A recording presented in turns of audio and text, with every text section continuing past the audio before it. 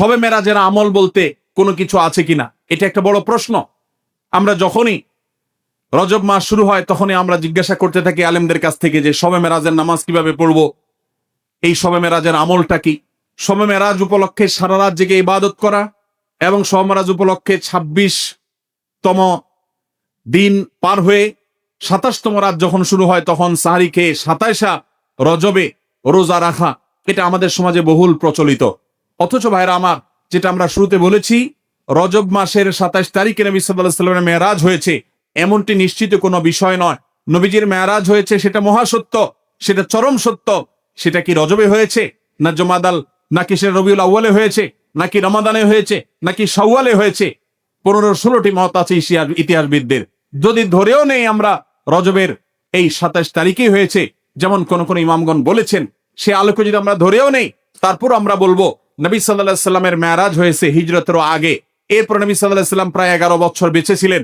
এই পুরো সময় জুড়ে কখনো তিনি মেরাজ দিবস, মেরাজ রজনী উদযাপন এটা তিনি কখনো করেছেন বলে কোনো জাল বা জয়ীফ হাদিসে পর্যন্ত বর্ণিত হয়নি। বিধায় মেরাজের এই ঘটনার পুনরাবৃত্তি বা এই ইতিহাস, ওই তারিখটার পুনরাবৃত্তিকে আপনার কেন্দ্র করে প্রতি বছর একটা বিশেষ দিনকে শবে মেরাজ উদযাপন করা, রাতভর বিশেষভাবে ইবাদত করা, দিনভর বিশেষ গুরুত্ব দিয়ে রোজা রাখার কথা বিশুদ্ধ কোনো হাদিস দ্বারা প্রমাণিত নয়। আমরা শুধুমাত্র মেরাজের বিষয় থেকে শিক্ষা গ্রহণ করব, মেরাজ থেকে আনিত নামাজটা আমরা আদায় করব। এর বাইরে এই তারিখকে কেন্দ্র করে রাতভর ইবাদত আপনি অন্য সময় করতে চাইলে এই মাসেও করেন, এই রাতেও করেন, অন্য সময় নফল নামাজ পড়েন, আপনি এদিনও নফল নামাজ পড়ার নিষেধ নাই। কিন্তু মেরাজকে কেন্দ্র করে কোনো নামাজ, মেরাজকে কেন্দ্র করে কোনো রোজা, এটা কোনো বিশুদ্ধ হাদিস দ্বারা বর্ণিত হয় নাই। অনেকে এই রজব মাসে বিশেষ উমরা করেন, যেটাকে উমরায়ে রজবিয়া বলে। এটার বিশেষ ফজিলতের কথা মানুষ নিজেরা অনেকে বানিয়ে নিয়েছে, অথচ এটিও কোনো বিশুদ্ধ হাদিস দ্বারা বর্ণিত হয়নি। অনেকে 27 রজবে সালাতুর রাগায়েব নামে বিশেষ প্রক্রিয়া, বিশেষ নামাজ পড়ে, এটাও কোনো হাদিস দ্বারা বর্ণিত হয় নাই।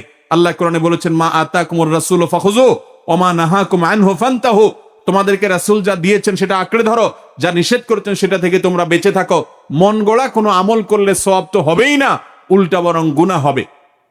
আমাদের সমাজে অনেক মানুষ আছেন যারা আজকাল এই সমস্ত কথা শুনলে বলেন যে এটা নাই সেটা নাই, কিছু লোক বাইরে হয়েছে, এটা নাই সেটা নাই শুধু বলে। ভাইরা বাবারা আমার, কোরআন এবং হাদিসে যদি থাকে আপনি 100 বার আমল করেন, আপনি একটু দেখেন, একটু যাচাই করেন, একটু চেক করেন। কোরআন হাদিস অনুবাদ হয়ে গেছে, কোনো বই পুস্তক নয়, হয় কোরআনে, আল্লাহর নবী করিম সাল্লাল্লাহু আলাইহি ওয়াসাল্লামের কোনো হাদিসে। ইসলাম ফাউন্ডেশন প্রায় সবগুলো বই অনুবাদ করেছে, বড় বড় প্রসিদ্ধ হাদিস গ্রন্থগুলো। আপনি চেক করে দেখেন যে মেরাজের রাতকে কেন্দ্র করে, মেরাজের দিনকে, দিবসকে কেন্দ্র করে কোনো আমল সাহাবা ইকরাম করেছে কিনা, নবী সাল্লাল্লাহু আলাইহি ওয়াসাল্লাম করেছে কিনা। তিনি যদি করে আপনি কেন করবেন না?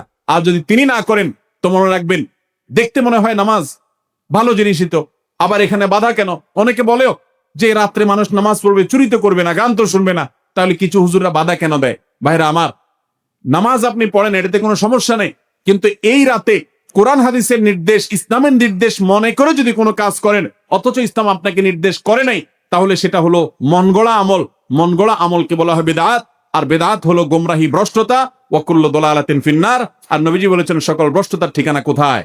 জাহান্নাম। আমরা যখন খেতে চাষ করি, চাষ করলে শুধুমাত্র যখন আপনি ধানের গাছ লাগান, শুধু ধান গাছ হয় না সাথে আগাছাও হয়? আগাছা দেখতে ধানের মতো না? আমরা কি সে আগাছাগুলো রেখে দেই নাকি আস্তে আস্তে তুলে ফেলে দেই? যদি কেউ মনে করে আরে ধান গাছ তো অল্প একটু জায়গাতে আছে, আগাছা আগাছার জায়গায় হয়েছে, সমস্যা কি, এই বেচারাকে তুলে কেন মেরে ফেলতে হবে? থাকুক না, ধান গাছও থাকুক, ওইটাও থাকুক, তাহলে ধানের ফসলের ফলন ভালো হবে। আপনার ঈমান এবং আমলের ফলন যদি ভালো হতে হয়, তাহলে বিদআত এবং মন গড়া আমল এগুলো থেকে নিজেকে সরাতে হবে।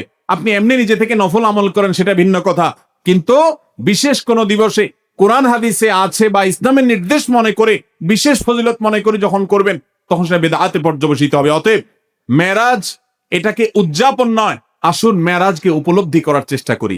মেরাজকে ঘটা করে পালন করা নয়, বরং মেরাজের শিক্ষাগুলো দিয়ে আমাদের জীবনকে আমরা সাজাবার চেষ্টা করবো তো ইনশাআল্লাহ।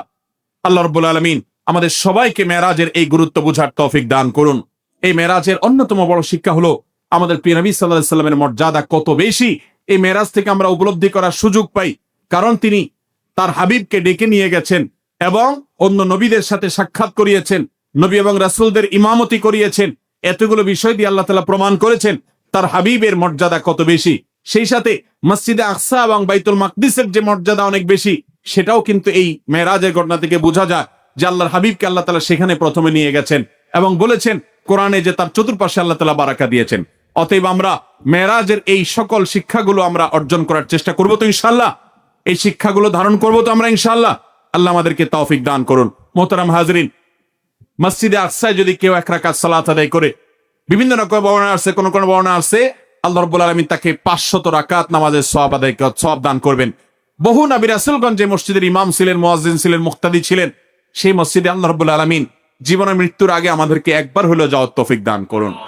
অভিশপ্ত ইহুদিদের হাত থেকে দখল মুক্ত করে এই মসজিদকে মুসলমানদের অধীনে এনে মুসলমানদেরকে গোটা পৃথিবী থেকে যাওয়ার তৌফিক আল্লাহ তাআলা দান করুন। সবার চেষ্টা করব তো ইনশাআল্লাহ। হাদা মা ইনদি ওয়াল ইলমু ইনদাল্লাহ ওয়া জাযাকুমুল্লাহু খায়রা। ওয়াসসালামু আলাইকুম ওয়া রাহমাতুল্লাহি ওয়া বারাকাতুহু। হয় আল্লাহুম্মা বারিক লানা ফি রজব ওয়া শাবান, এটা কি সুন্নাহ সম্মত? আল্লাহুম্মা বারিক লানা ফি রজব ওয়া শাবান ওয়া বাল্লিগনা রমাদান। দোয়াটির অর্থ হলো, হে আল্লাহ, আপনি আমাদেরকে রজব এবং শাবানে বারাকা দান করুন এবং রমাদান পর্যন্ত আমাদেরকে পৌঁছে দিন, অর্থাৎ রমাদানের জন্য আমরা পাই লাভ করি সেই তৌফিক দান করুন। এই দোয়া রজব মাসে শুরু হলে পাঠ করবে কিনা এ বিষয়ে বাইহাকি সহ বেশ কয়েকটি হাদিসি কিতাবে এই দোয়াটি বর্ণিত হয়েছে। অনেক মুহাদ্দিসগণ, অনেক হাদিস বিশ্লেষক, ওলামা ইকরাম এই দোয়ার সনদের মধ্যে কিছুটা দরফ বা দুর্বলতা খুঁজে পেয়েছেন। তাদের মতে এটি বিশুদ্ধতার মানদণ্ডে উত্তীর্ণ নয়। তবে দোয়াটির মর্ম এবং কথা বেশ চমৎকার এবং সুন্দর। সাধারণত যে কোনো ইমানদারি রমজানের জন্য অপেক্ষমান থাকবে, আল্লাহ তাআলার কাছে রমজান যেন প্রাপ্তি নসিব হয় সেজন্য দোয়া করবেন। বিশেষত আমাদের পূর্বসূরি সালাফ যারা ছিলেন তারা 6 মাস আগে থেকে, রমাদানের 6 মাস আগে থেকে তারা দোয়া করতে থাকতেন যেন আল্লাহ তাআলা তাদেরকে রমাদান পর্যন্ত হায়াত দেন এবং রমাদান পাওয়ার জন্য তৌফিক দান করেন। সেই জায়গা থেকে আমরা আল্লাহ তাআলার কাছে দোয়া এমনিতেই বেশি বেশি করে করতে পারি, রমাদান যেন আমাদের লাভ হয় সেজন্য। আবুল কালাম আপনি লিখেছেন, শবে মেরাজের দিনে রোজা রাখা যাবে কিনা? অন্য দিনের মতো এই দিনটা সোমবার বৃহস্পতিবার হিসাবে রোজা রাখলেন, ওকে, হতে পারে। অথবা এটা 27তম রাত মেরাজের সেদিন দিনটিতে আপনার অন্য কোনো রোজা আপনি রাখেন, তার সাথে মিলে গেল, রাখতে পারেন, কোনো অসুবিধা নেই। কিন্তু মেরাজের দিবস হিসাবে কোনো রোজার নির্দেশ কোনো হাদিসে কোথাও বিশুদ্ধভাবে বর্ণিত হয়নি। বিধায় এই মেরাজের দিন উপলক্ষে আপনি 27তম রাতে 27তম দিনে রজবের রোজা রাখার গ্রহণযোগ্য কোনো বর্ণনা বা সূত্র কিন্তু কোরআন এবং হাদিস থেকে পাওয়া যায় না। নজরুল ইসলাম আপনি লিখেছেন, রজব মাসে শবে মেরাজ নামে একটা রাত উদযাপন করা হয়, এটা শরীয়ী ভিত্তিক কতটুকু? রজব মাসে লাইলাতুল মেরাজ নবী সাল্লাল্লাহু আলাইহি ওয়াসাল্লামের ঘটেছে বলে আমাদের সমাজে বহুল প্রচলন রয়েছে এবং রজব মাসের 27 তারিখে 27তম রাতকে লাইলাতুল মেরাজ বা শবে মেরাজ তথা মেরাজের রাত হিসাবে উদযাপন করা হয়ে থাকে। মূলত নবী করিম সাল্লাল্লাহু আলাইহি ওয়াসাল্লাম মেরাজ হয়েছে, ইসরা হয়েছে, এগুলো সত্য শুধু নয়, মহাসত্য।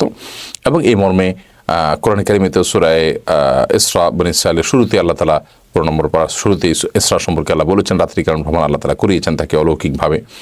আবার মেরাজের বিষয়ে নবী সাল্লাল্লাহু আলাইহি ওয়াসাল্লাম বহু হাদিস বর্ণিত হয়েছে যে আল্লাহ তাআলা তাকে ঊর্ধ্ব জগতে উঠে নিয়ে গেছেন এবং আল্লাহ তার সাথে সাক্ষাৎ হয়েছে, জান্নাত জাহান্নাম তিনি অবলোকন করেছেন, সিদরাতুল মুনতাহায় গিয়েছেন এবং বিভিন্ন নবীদের সাথে আসমানে রাসূলদের সাথে সাক্ষাৎ হয়েছে।